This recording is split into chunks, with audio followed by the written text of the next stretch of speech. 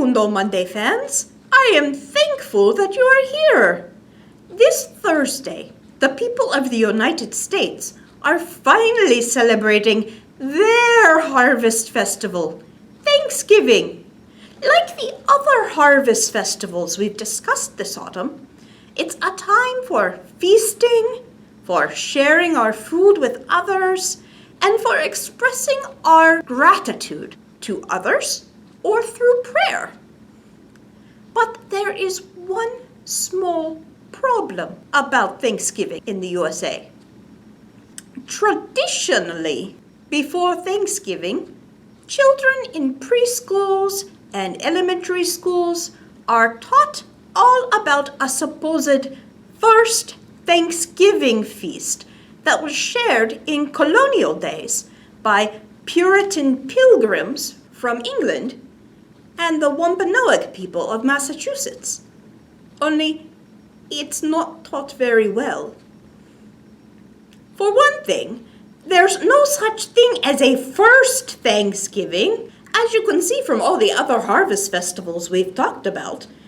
And Thanksgiving wasn't an official holiday in the United States until the late 1800s, 250 years after the supposed first Thanksgiving, the actual feast between the Pilgrim and Wampanoag, took place.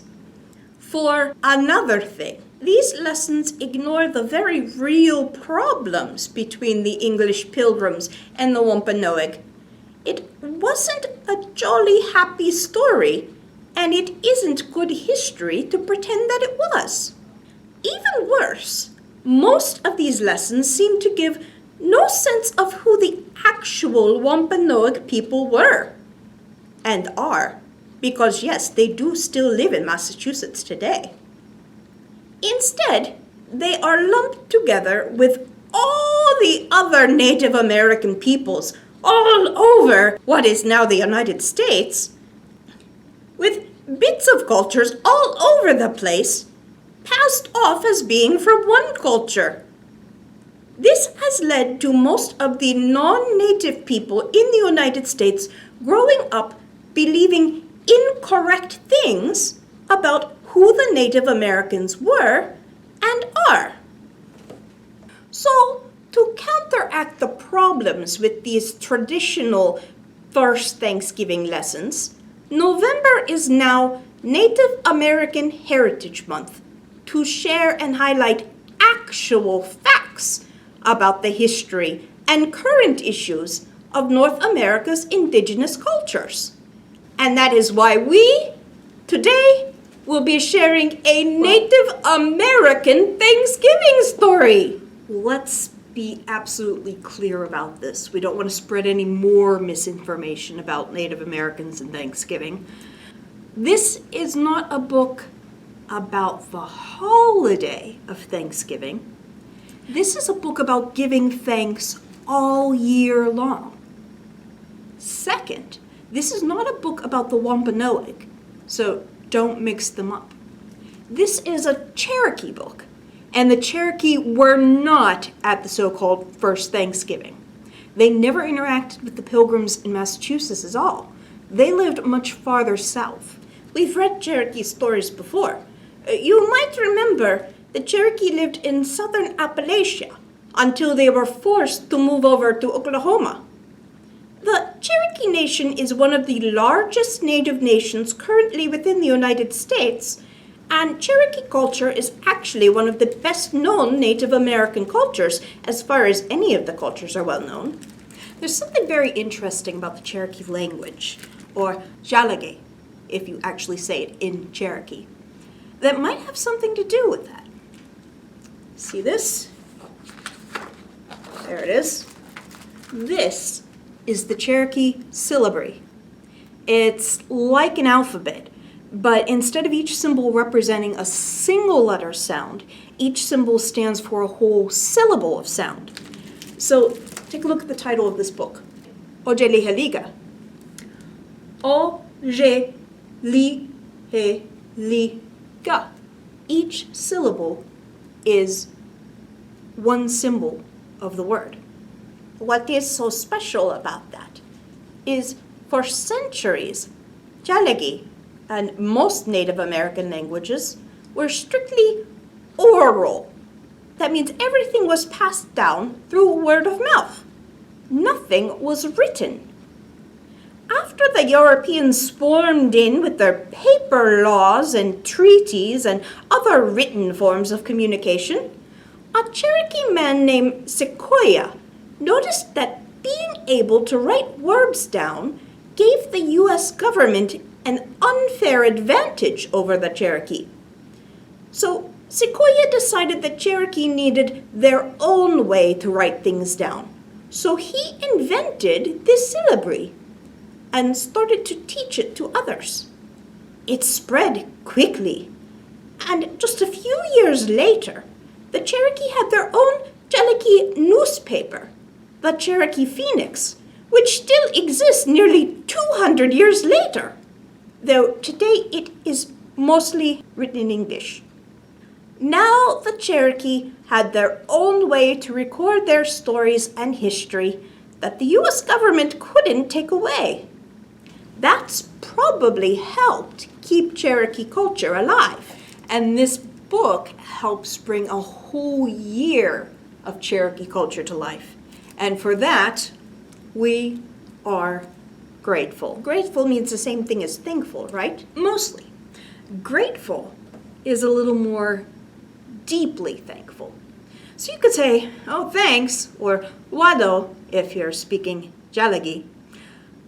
But to say from the very bottom of your heart, we are grateful, that's Otsaliheliga by Traci Sorell, illustrated by Frenay Lesac.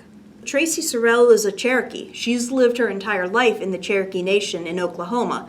But Frenay Lesac actually lives in Australia, on the other side of the world. And she flew all the way around the world to Oklahoma to visit Traci and experience Cherokee culture in person before drawing it. Sound like fun? We are grateful. Otsaliheliga. Cherokee people say Otsaliheliga to express gratitude. It's a reminder to celebrate our blessings and reflect on our struggles daily, throughout the year, and across the seasons. Look at this tree here. It's got all 4 seasons in it. We got new spring leaves, bright summer leaves, colorful fall leaves, and no leaves at all in the winter. What season is this?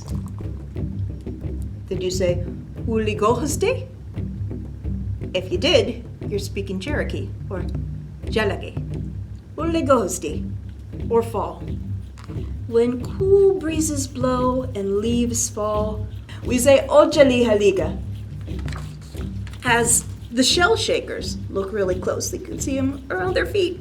Shell shakers dance all night around the fire, and burnt cedar scent drifts upward during the great new moon ceremony. As we clean our houses, wear new clothes, enjoy a feast, and forget old quarrels to welcome the Cherokee New Year. Wait. Does that sound familiar? Cleaning the house, dressing up and feasting to welcome the new year? That's the same thing that happens at the Hindu festival of Diwali and the Jewish festival of Rosh Hashanah, both of which are New Year's festivals which happen in the autumn. Okay, go on with the rest of the year. Okay then. You say Otsaliheliga. Well, we collect buckbrush and honeysuckle to weave baskets, to remember our ancestors who suffered hardship and loss on the Trail of Tears. And we have hope as our Elisi, or grandma, cradles the newest member of the family and reveals his Cherokee name. How would you like that if your grandmother gave you a special name? For yourself, you get your own English name on your birthday, but your grandma gives you your special Cherokee name. Change of seasons. What season is this? It's Gola, or winter. Gola, as bears sleep deep and snow blankets the ground, we say Otsaliheliga. elders share stories, and we savor buttery bean bread and steamy hominy soup. While we feed our animal and bird friends, and older children teach the younger ones how to make corn husk dolls and play cane flutes. While we gather to remember an uncle who's passed on, as men cuddle babies and sing traditional lullabies in Cherokee, which means what? Cherokee. Oh, new season. Gogeyi, or spring. When showers fill streams and shoots spring up, we say Otsaliheliga.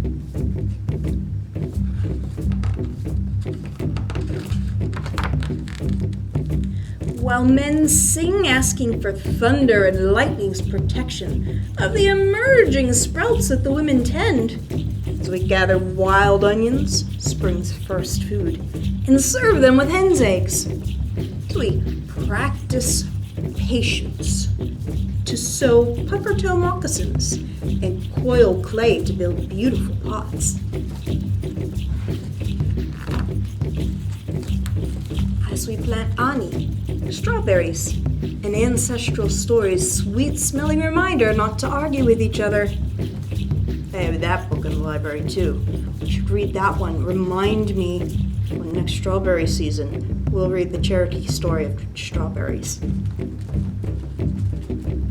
As we embrace a clan relative heading off to serve our country. There he goes in his army uniform. New season. This is Gogi, or summer. As the crops mature and the sun scorches, we say Otsaliheliga.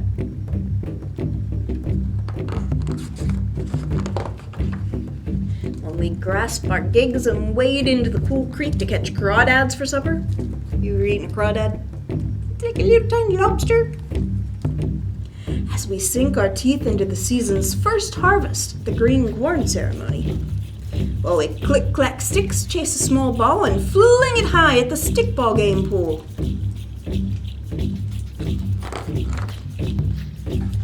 When we recall the ancestors' sacrifices to preserve our way of life, to celebrate Nulistalindola, history, and listen to our tribal leaders speak at Cherokee National Holiday. Every day, every season, Otsaliheliga, we are grateful. Otsaliheliga for you. I'm grateful for you too. Of course, as I already showed you, the syllables in the back, that's very cool. Check it out. I am grateful for you, and I hope you're grateful to get a chance to learn about all these different cultures that you don't get to hear about, instead of the old stories that may not actually be true. And Otsaliheliga for another opportunity to share the world's stories right here next week. Happy Thanksgiving!